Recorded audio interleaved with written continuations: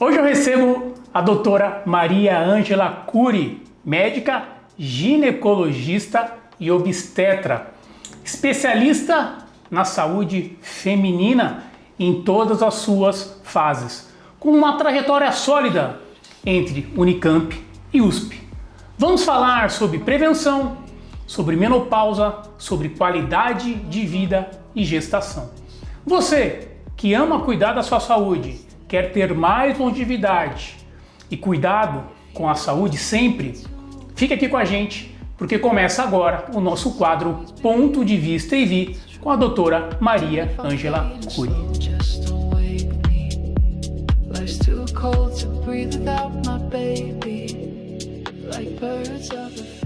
Doutora, muito obrigado por me receber aqui no seu consultório, por abrir a sua casa, a sua e do João, para falar de um tema tão importante, que são esses vários das mulheres, porque as mulheres têm fases, né, de tudo que eu falei, né, da gestação, da qualidade de vida, da menopausa.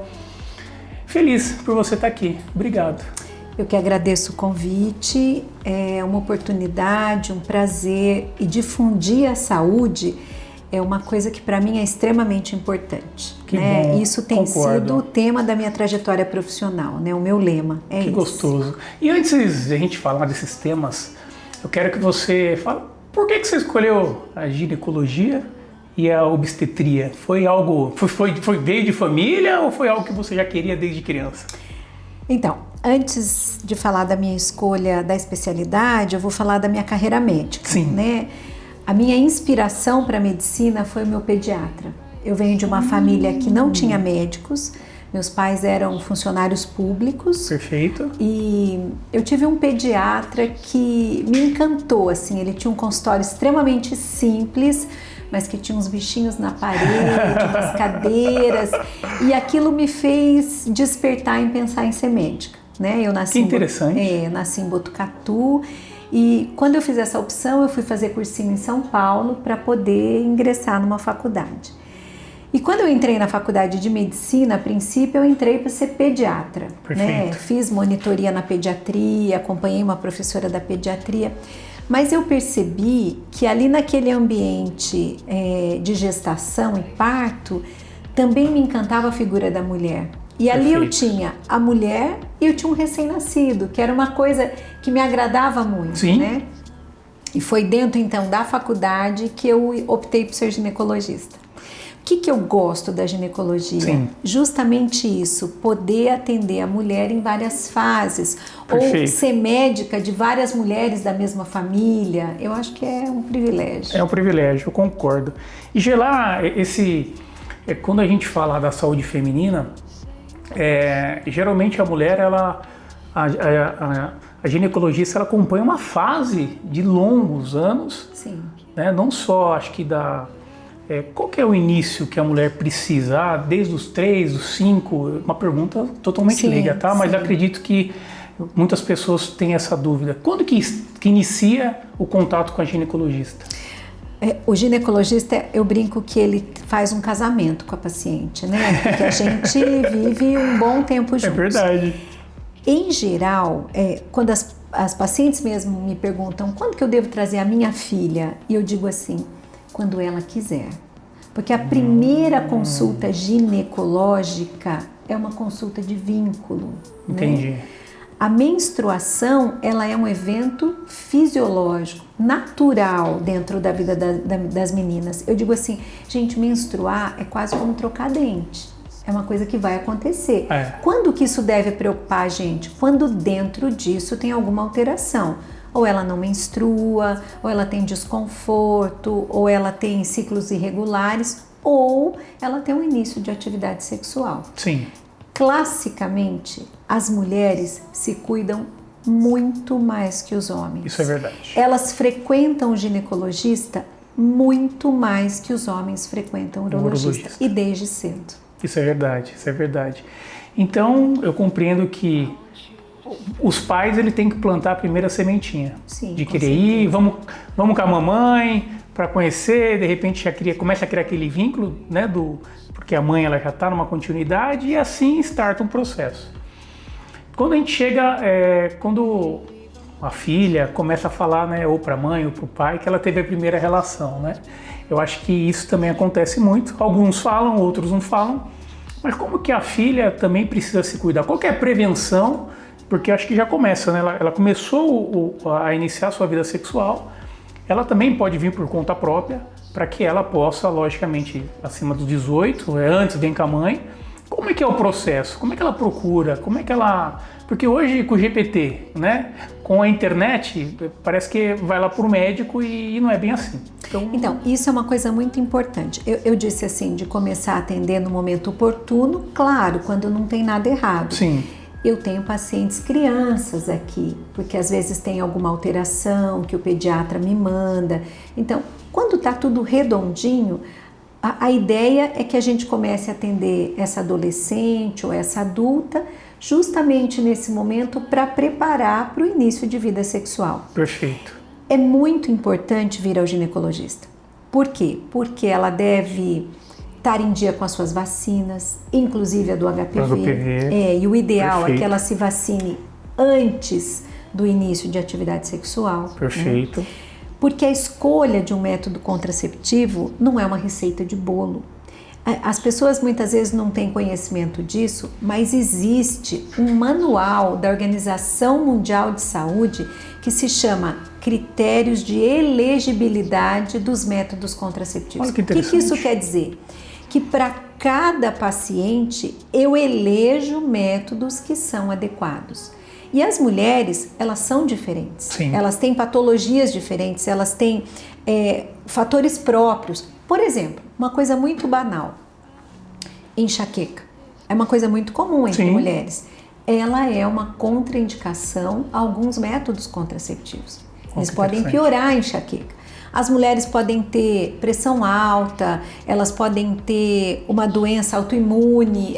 Então, essas patologias, elas direcionam os métodos. Sim. Não é tudo para todo mundo. Entendi. Então, o ChatGPT ele pode ajudar, mas essa conversa com o ginecologista, essa escolha do método, ela é muito individualizada. Entendo. E uma dúvida, até por ser pai de menina, né? Tomar um remédio, minha mãe toma um remédio, eu vou tomar o mesmo remédio, você já deixou claro que isso não é bem assim que funciona. Sim. E para ela ter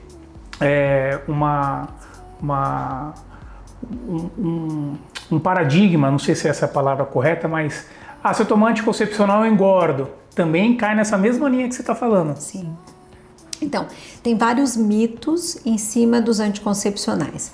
Primeiro, que o tempo de uso de anticoncepcional pode atrapalhar a fertilidade. Isso é mentira. Que ótimo. Todo método contraceptivo, ele dura até o momento que eu suspendo.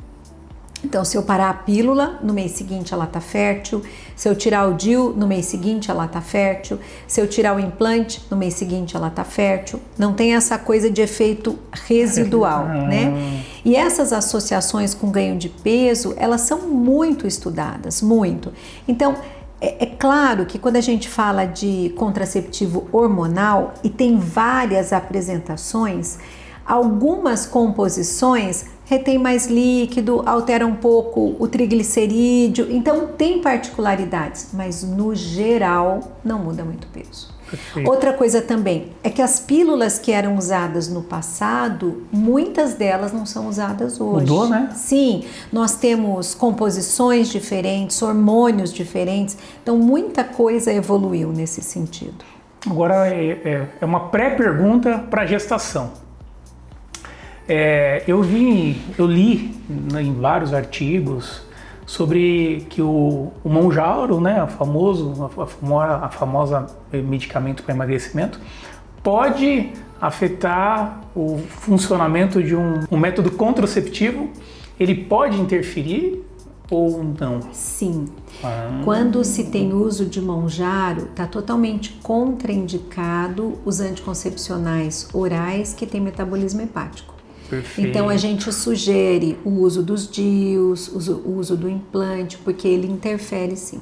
Essa informação é importantíssima, porque Sim. tem tanta gente usando Mounjaro, principalmente ainda sem o apoio e uma constância do médico, né? Mais que isso, tem muito médico prescrevendo o Monjaro sem estar totalmente capacitado, sem fazer essa orientação. Concordo. O médico acha que é só passar uma receita. E tem várias orientações que têm que ser entregues, né? Sim, inclusive a da contracepção. Com certeza, com certeza. E pulando, né, porque por isso que eu falei, né, a pessoa tem o filho, né, Sim. assim, ela ou planejado ou de uma forma que acaba acontecendo com algumas pessoas. Quais são os primeiros passos quando a pessoa fala, pô, estou grávida, né? Então, às vezes a pessoa não tem uma ginecologista, não tem uma regularidade. O primeiro ponto é ir na ginecologista. Sim, o mundo ideal seria que essa gestação fosse planejada e tenha um preparo pré-gestacional. A gente sabe que o uso do ácido fólico, hoje a gente usa mais a forma ativa que se chama metilfolato, Perfeito. é a única prevenção estabelecida, assim, ele previne malformações de tubo neural. Então, o ideal é que a gente suplemente o ácido fólico antes da gestação. Perfeito. E mantenha nos primeiros meses de gestação. Né? Perfeito. Isso 90 dias antes? Isso, exatamente. Então, tem um tempo... Exatamente. Quando ela se descobre grávida, atrasou a menstruação, fez um teste, está grávida, ela precisa procurar um obstetra, né? Perfeito. Então, o pré-natal, ele é um período onde a gente vai diagnosticar e tratar doenças, alterações que possam comprometer tanto a mãe quanto o feto. Por exemplo, distúrbios da tireoide, distúrbios da glicemia com diabetes gestacional, infecções, a toxoplasmose é uma infecção que repercute no feto, a sífilis é uma infecção que repercute no feto, correção de distúrbios como uma anemia. Então, tudo isso é identificado no pré-natal. No início do pré-natal. Pré-natal todo. Esses exames que Perfeito. a gente faz no pré-natal, eles são feitos em todos os trimestres. Então, logo que ela se descobre grávida, no segundo trimestre e no terceiro trimestre. Perfeito. Né? Total é 30... Exames? 49 semanas? A gente diz que a gestação completa são 40 semanas. 40 Na verdade, semanas. são 9 meses completos, Sim. né? Mas a gente pode ainda aguardar até 41 semanas, às vezes até passar um pouco de 41, né? Perfeito. E por que o teste do pezinho é tão importante? Então, o teste do Nasceu, vamos lá, estamos na cronologia. Porque ele vai identificar ele vai identificar doenças que são erros inatos do metabolismo. Perfeito. São doenças que, se diagnosticadas precocemente e tratadas oportunamente, não têm consequências maiores. Entendi. Mas se não tratadas, podem trazer consequências. Perfeito, doutora. E o bate-papo tá incrível, né, lindos? Então, esse é o primeiro episódio. Fique aí, que no próximo episódio do nosso programa você vai ver a segunda parte com a doutora Maria Ângela Cury.